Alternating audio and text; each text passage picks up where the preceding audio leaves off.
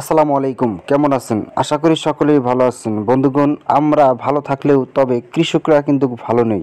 এইবার কৃষকরা ভুট্টার আবাদ করে খুব মহাবিপদের মধ্যে পড়লেন। তো দেখতে পাচ্ছেন এই ভুট্টার ক্ষেতে পানি বেজে রয়েছে। তো বৃষ্টির পানি বেজে থাকার কারণে, ক্ষেতের মধ্যে বৃষ্টির পানি থাকার কারণে কৃষকদের সব ভুট্টা গাছ মারা গেছে। এই সময় ভুট্টার কলা বের হয়েছে, তো কলাগুলো পুষ্ট হবে, মোটা হবে এই সময় বৃষ্টি। তো বেশি বৃষ্টি হওয়ার কারণে ক্ষেতের মধ্যে পানি বেজে রয়েছে। বিশেষ করে যারা দোলা জমিতে মানে নিচু জমিতে ভুট্টার আবাদ করেছেন, বিশেষ করে তাদের ক্ষতিটা একটু বেশি হয়েছে। বন্ধুরা, এইবার ভুট্টার আবাদ অর্থাৎ যে কোনো কোনো কিছু আবাদ করতে গেলেই সেই আবাদের মধ্যে খরচটা একটু বেশি হয়।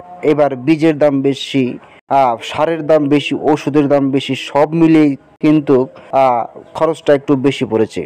তো এইবার যদি কৃষকরা যদি ক্ষতিগ্রস্ত হয়, তাহলে আসলে কৃষকদের কি অবস্থা হতে পারে আপনারাই একটু চিন্তা করেন। বন্ধুরা, ভুট্টার ফলন বেশি ভালো হলে বিঘা প্রতি প্রায় 40 থেকে 45 মণ এরও অধিক ফলন আসে।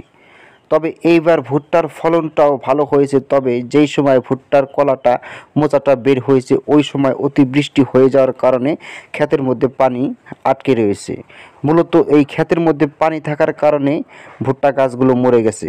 এই মরে যাওয়ার কারণেই কিন্তু ভুট্টার মোচাটাও হালকা হবে এবং ভুট্টার দানাটাও ওজনে কম আসবে। বন্ধুরা, আমার মনে হয় এরকম নিচু জমির মধ্যে ভুট্টার আবাদ না করে ধান আবাদ করাই উত্তম।